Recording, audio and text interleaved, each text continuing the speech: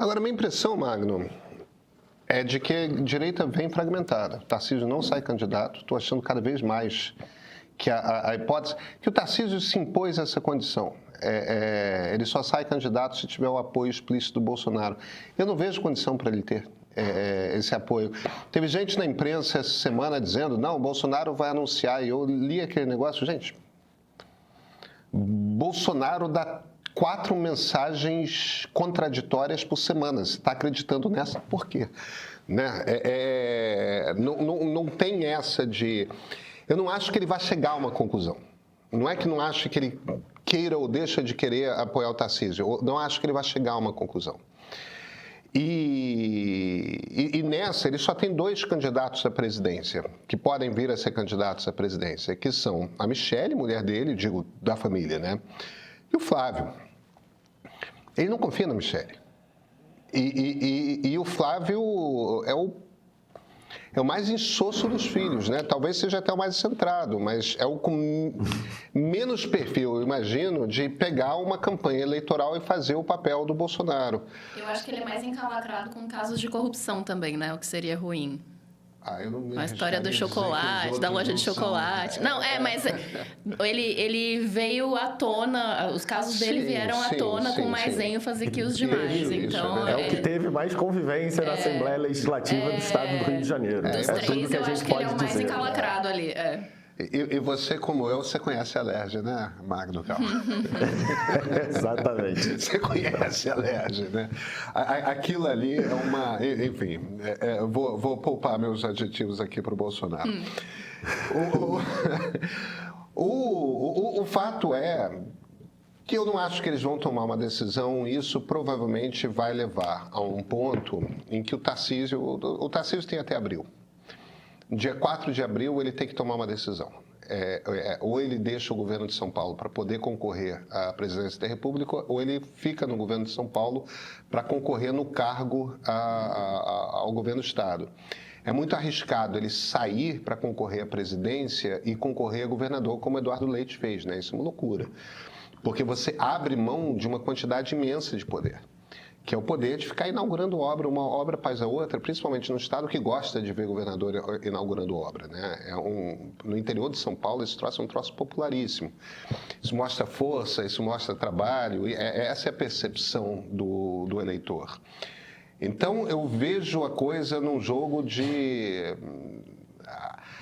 O troço, se o Tarcísio depende dessa decisão do Bolsonaro, e eu não acho que essa decisão vai vir, porque o Bolsonaro não tem condições de tomar decisão, ele até toma, mas no dia seguinte ele muda de ideia. A prefeitura de São Paulo foi isso, né? Ele apoiou o Marçal umas 3 vezes e voltou para o Ricardo Nunes umas 3 ou 4. Tanto que no fim da eleição você não sabia mais quem era o candidato do Bolsonaro. Ele está apoiando o Marçal ou o Nunes. Ele ficava em cima daquele muro esquisito e tal. Independentemente disso, o Bolsonaro vai estar preso e, aparentemente, mesmo que o Tarcísio saia, o Eduardo vai ficar batendo nele, né? Então, Tarcísio fora do jogo, isso me faz crer que o Zema vai querer ser candidato, o Caiado vai querer ser candidato e o Ratinho vai querer ser candidato. Então, a direita vai se dividir em 3 grupos. E aí o PL vai olhar e vai botar, sei lá, a Michelle como candidata à presidência. Quer dizer... Aparentemente, teremos uma direita rachada no primeiro turno e vai ser uma disputa de quem leva. Eu ponho minhas fichas no Ratinho, mas conservadoramente. Eu fico com 3/4 das fichas comigo. Como é que você vê? A gente vai ter que esperar para ver. Eu acho que a gente está vendo nesse momento, eu já falei aqui algumas vezes, as primárias da direita brasileira.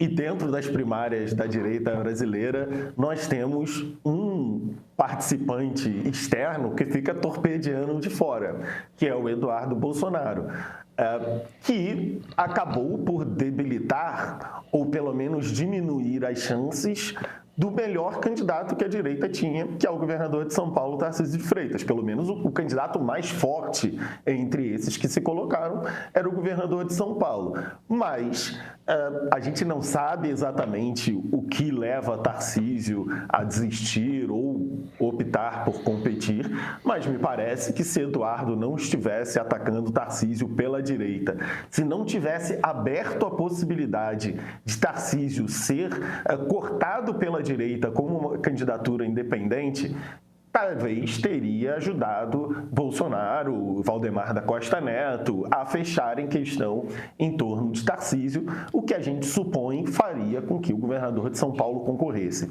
Faz talvez um ano que eu estava aqui nessa bancada com a Flávia e disse que achava que Tarcísio não concorreria, o que me dá um alívio, porque é muito difícil prever o futuro, mas que a minha leitura estava certa, porque era uma corrida bastante arriscada para Tarcísio e ele não precisava ir agora. Tarcísio, como você colocou antes, Pedro, tem uma potencial reeleição tranquila no estado de São Paulo, poderia aguardar, inclusive, o ciclo de Lula se fechar. Lula pode concorrer agora à reeleição e depois a gente não sabe quem será o candidato da esquerda pós-Lula. Possivelmente nós veremos uma esquerda que também se fragmentará na eleição seguinte. Então Tarcísio poderia simplesmente se candidatar à reeleição e pegar depois uma esquerda fragmentada. O que a gente vai ver da direita agora, possivelmente, é a sequência da disputa pelos votos de Bolsonaro. Hoje, Valdemar da Costa Neto, ao responder Eduardo Bolsonaro, fala quem tem os votos é Bolsonaro. E, de fato, bom, a última vez que a gente checou com o eleitor brasileiro, quem tem os votos é Jair Bolsonaro. Então, esses candidatos vão disputar a bênção de Jair Bolsonaro. Talvez Bolsonaro irá abençoar todos eles. E a gente verá essa disputa que se estenderá até o segundo turno, com o risco de, vale lembrar, dos votos se pulverizarem demais e Lula, talvez abençoado por uma onda de sorte, se fortaleça e vire um candidato forte demais para termos, inclusive, um segundo turno.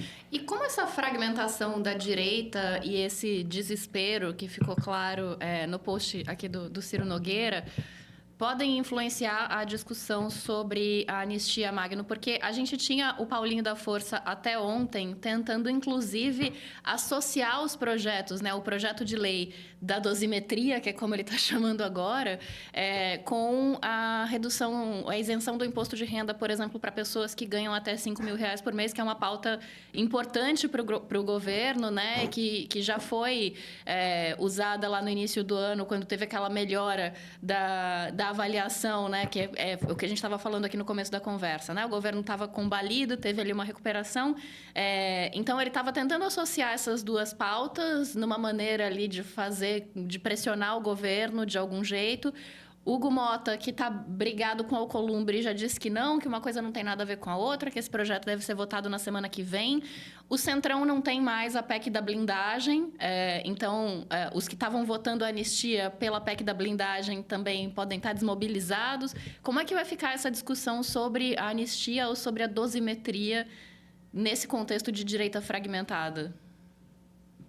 Luísa, me parece que a gente conseguiu encontrar ali, né?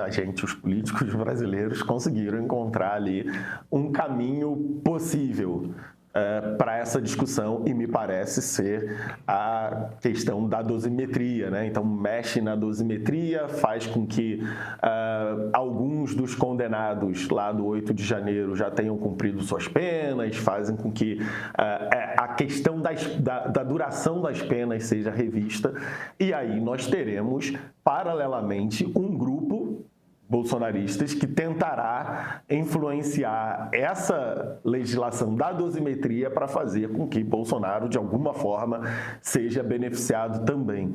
Me parece que está claro que a versão dos sonhos de Jair Bolsonaro e dos bolsonaristas não evoluirá. Me parece que a política brasileira encontrou uma forma de lidar com isso e a forma de lidar com isso será mexer na dosimetria, que poderá até, paralelamente ali, levar à redução da pena de Jair Bolsonaro, etc. Foram 8 os golpes militares bem-sucedidos até aqui na nossa história. Sem contar, claro, com os que não vingaram. Esses são impossíveis de contabilizar. Ninguém até agora tinha sequer sido processado pelas intentonas concretizadas ou fracassadas. Esse momento de condenação de Jair Bolsonaro e dos seus aliados, ele é histórico. Mas aí fica a pergunta: o que vem daqui para frente? Como vamos votar em 2026? O país vai continuar polarizado como hoje?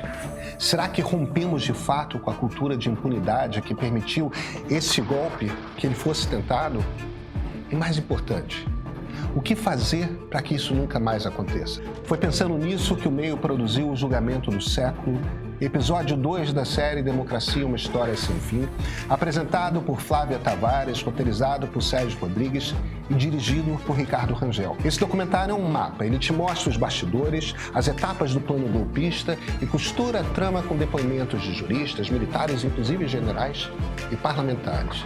O filme está disponível no Meio Premium junto com o episódio 1 da série. A democracia não descansa jamais. Esse é apresentado por mim. Assine o streaming do Meio e assista.